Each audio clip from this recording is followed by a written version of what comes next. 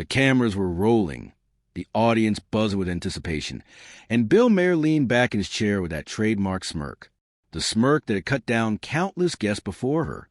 But this time, it wasn't just another night of cynical one-liners and smug commentary. This time, the guest across from him wasn't laughing. It was Jasmine Crockett, known for her razor-sharp tongue and fearless confrontations. Crockett had stepped onto Maher's stage with fire already burning in her eyes. She wasn't there to nod politely. She wasn't there to let his sarcasm slide unchecked. And she certainly wasn't there to be the butt of a smug monologue.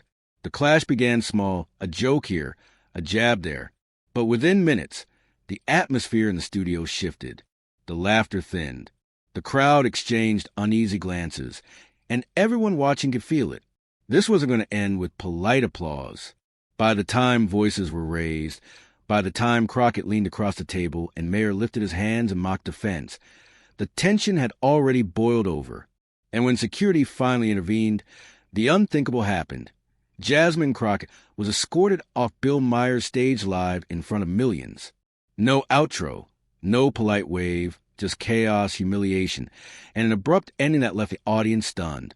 The night had begun like so many others on Real Time with Bill Maher.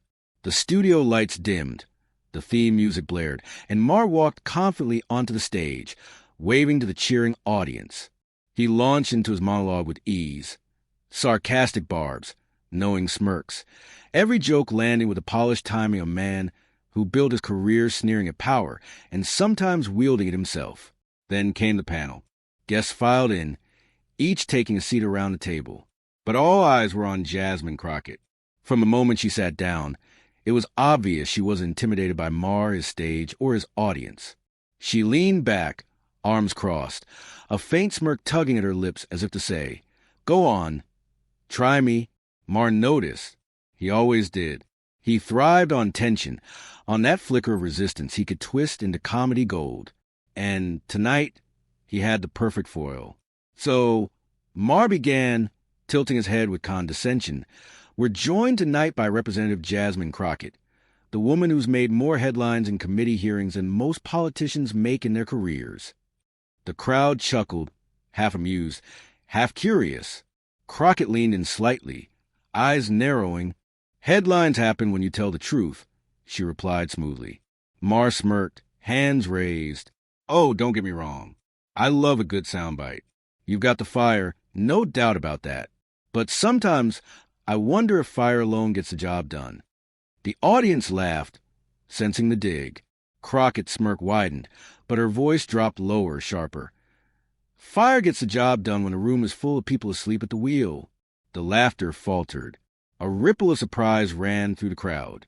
Maher's grin stiffened, but he pressed on. Okay, I walked into that one.